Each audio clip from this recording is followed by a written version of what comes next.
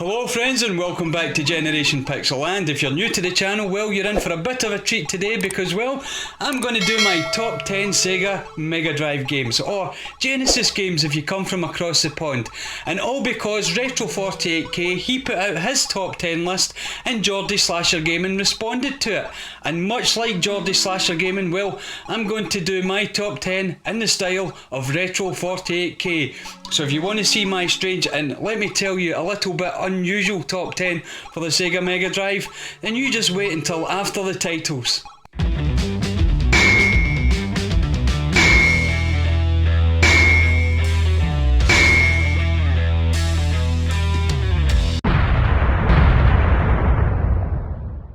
Now I very much do have an unusual top 10 for the Sega Megadrive, and that's basically down to the fact that in 91 when I first got my hands on the system, it was more of a bit in the side console for me as I was mainly PC gaming at the time. And I really do think that because of that, my top 10 for the Sega Megadrive isn't a true reflection of what other people were playing on the system. But we're here to talk about my top 10, so let's get cracking.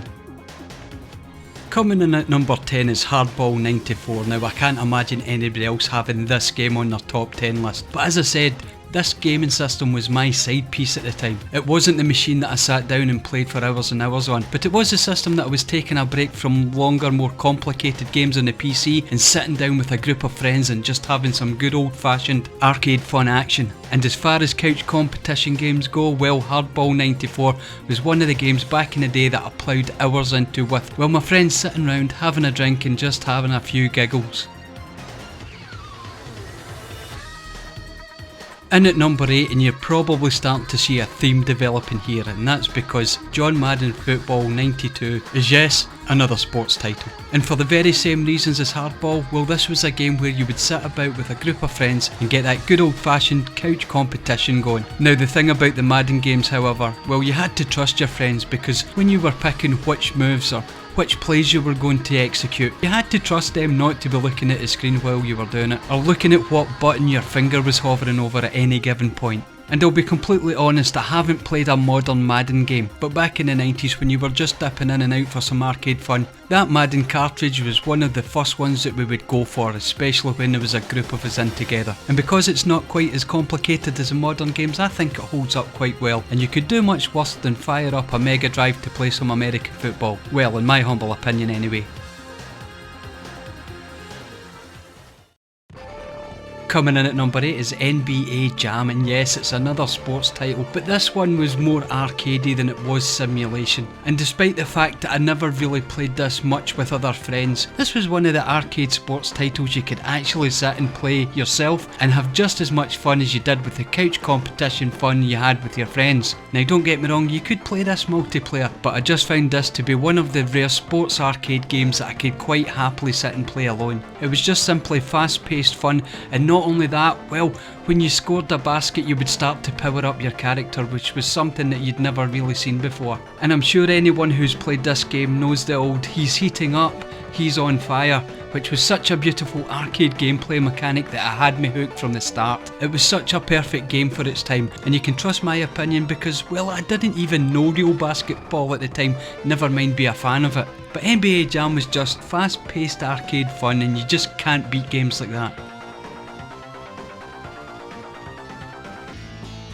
Coming in at number 7 is Comix Zone, the first non-sports title on the list. And what can you say about Comix Zone? Well, the first thing you can say about Comix Zone, it was absolutely brutal. It was one of those games where you had a health bar rather than having a selection of lives. And in Comix Zone, well, that health bar, it just wasn't big enough. But what really drags you into Comix Zone is the art style. And it's in the title. It's drawn like a comic, and the art style is just so spot on, it's unbelievable at times. Now I'll probably have to dig into some research, but I believe at the time the publishers of Comix Zone managed to get some sort of trademark or copyright on comic book-like video games, which is an absolute shame and probably why we haven't seen more games in this style. But as I said, this game is also brutal. The combat, it's tight, don't get me wrong, it's wonderful combat, it's beautifully animated, and with just a few exceptions, the deaths, or at least the loss of health bar, aren't what you would call cheap. Now I did say a few exceptions because as you're moving from frame to frame in the comic, sometimes it will do something just a little bit naughty and drop you down, for example a trapdoor, and straight onto into a flaming oil drum. But other than that, I've got nothing but praise for this game. It's proper old school hard as nails gameplay, but wrapped up in such a delicious and delightful graphical style that you must keep playing. And it's one of those games where you just simply have to get good. And I have absolutely no hesitation at all to recommend anyone out there just to pick up this game and play it, because quite frankly I don't think there's a game that sums up the 90s just quite as much as Comic Zone did. A game that is as brutal as it is beautiful.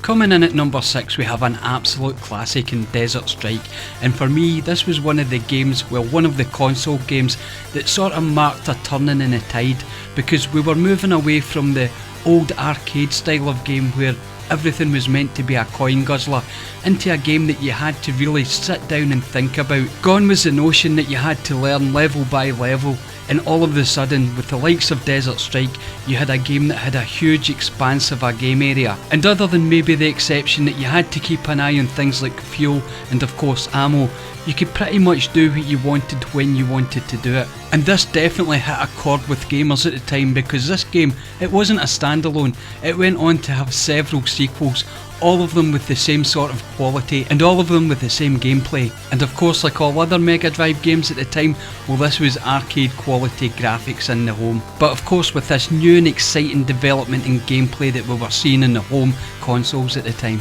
Desert Strike was without a doubt a landmark game, and it's one that anyone who's ever owned a Mega Drive or is looking to own a Mega Drive should definitely have in their collection, and at the very least it's a must play.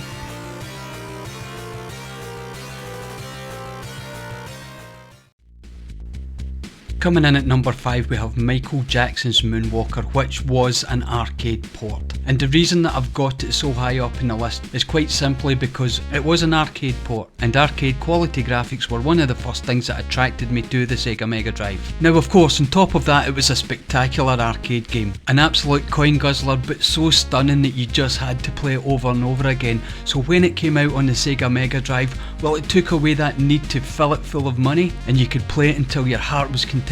Now obviously the soundtrack is not quite as spectacular on the Mega Drive as it was in the arcade, but it was so close even the most ardent audiophile wouldn't find too much to fault with it. And then of course there was the gameplay. Now of course the character that you play in Michael Jackson's Moonwalker game is the character he plays in the music video Smooth Criminal, and as such all your attacks are based on his dance moves. You do of course have kicks and punches, but they all have that Michael Jackson flourish to them. One of your heavy attacks of course, well, you just boomerang your hat across the screen, and that's quite spectacular to watch in itself. But more importantly was the special attack, because when you execute that particular move, all the enemy sprites, they join you in a choreographed dance until, well, they explode and die. I don't think any other game has been quite so spectacular when it comes to a finishing move. And to be able to play this game on a home console was something that we could never imagine back in the day. And despite what you might think of Michael Jackson these days, the game itself is fantastic and it's a must have in anyone's collection.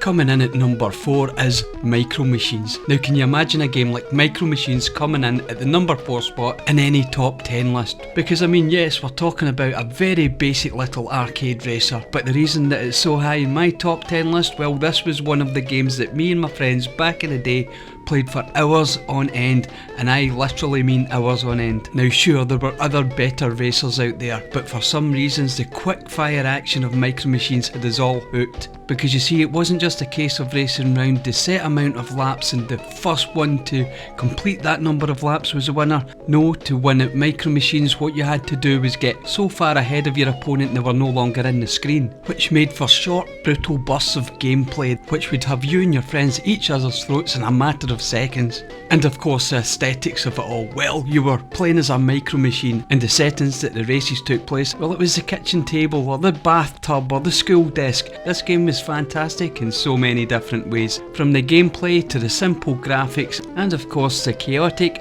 rage-inducing gameplay mechanics. This wasn't just a racing game, this was a car battle game, because as I said, it wasn't just a case of finishing the set amount of laps, it was just to get ahead of your opponent by a few inches or more, and to do so, well, there would be ramming and shoving and pushing, and that wasn't always just in the gameplay. Now if you're looking for a fantastic fast-paced fun arcade party game, then Micro micro machines should definitely be on your list on the Mega Drive.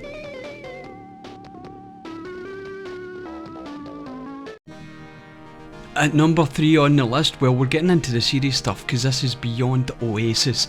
And Beyond Oasis, for anyone who hasn't played it, is an action RPG. And more than just an action RPG, well, for Sega owners, this was The Legend of Zelda on the Mega Drive. Now back in the day, of course, I never had a Nintendo, I never had an NES and I never had a SNES. So I had no real experience when it came to the Zelda games. But looking back with the experience that I have now, I can absolutely see this is where Sega was going. They were looking for their own Legend of Zelda. And did they manage it? Well, to a certain extent they did. I mean, don't get me wrong, Beyond Oasis, well, it didn't go on to spawn the franchise that our little buddy Link had. But the game itself, in all fairness, was absolutely rock solid. It was a wonderful action RPG, and graphically, you know what, I think it beats the Zelda games hands down. The combat animations were absolutely delightful. Not only would you just swing your sword, but well, you would go into a flurry of kicks as well. And not only that, you had special controller inputs to pull off special heavy attacks. Very much like pulling off a special move in Mortal Kombat, which in my opinion raises the combat to a slightly higher level than that we saw in the Legend of Zelda games. And in the terms of graphics, well, to me at least, it was much more appealing than the Zelda games. And I think the only thing that the Zelda games had that, well, sort of beat this game was the soundtrack. There's no denying that Zelda had a fantastic soundtrack. But on the whole, if you were to ask me to sit down today and play either an early Zelda game or Beyond Oasis, then it would certainly be Beyond Oasis for me.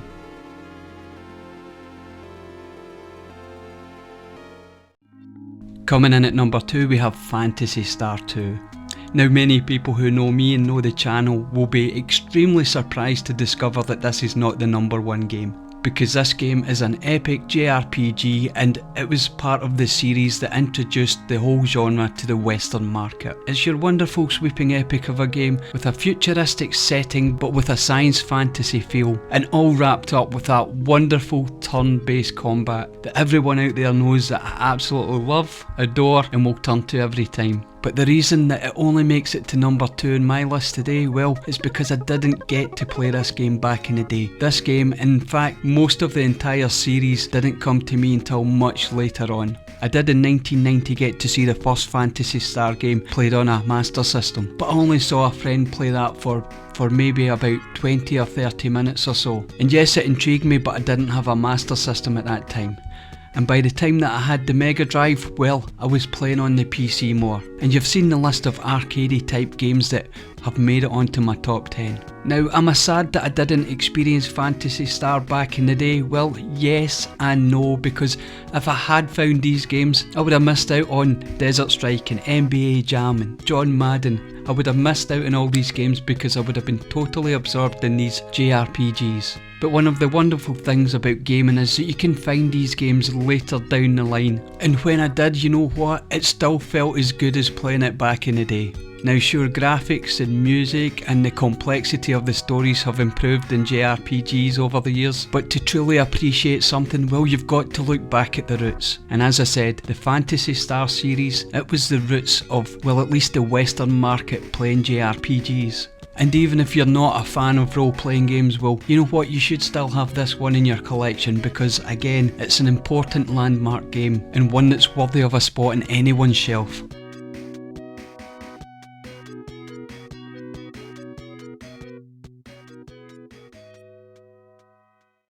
And my number 1 game, Sonic the Hedgehog. And that's right, Sonic the Hedgehog, the first one. Not Sonic 2, not even Sonic 3 and Knuckles, you know, with the lock-on technology. And the reason it's the original Sonic the Hedgehog, well, this was the game that introduced me to the Mega Drive. And if it hadn't been for me sitting down and watching this game play, I would never have had any interest in the Mega Drive at all.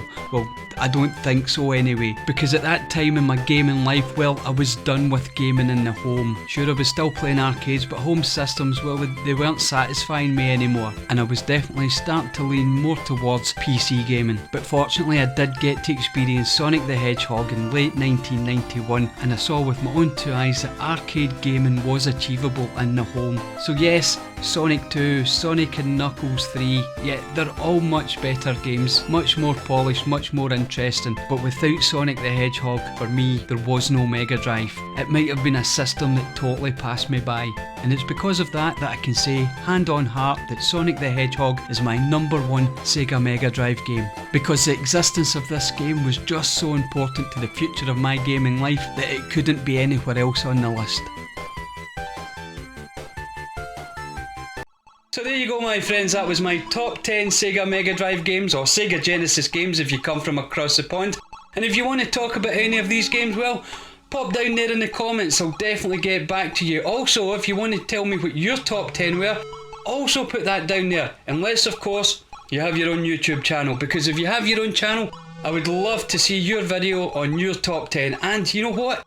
Do it in the style of Retro48k, what a splendid chap. Because this community, well, it's all about us sharing our games and our gaming memories and our gameplay from time to time. If you've enjoyed this video, well, please give me a thumbs up because it helps the channel grow. And not only that, it makes me feel warm and fuzzy inside. And if you want to see more and you don't want to miss out, well, that subscription button, it's always there, it's always free, and you can always change your mind too. So thank you very much for watching, and until next time, as always, cheerio!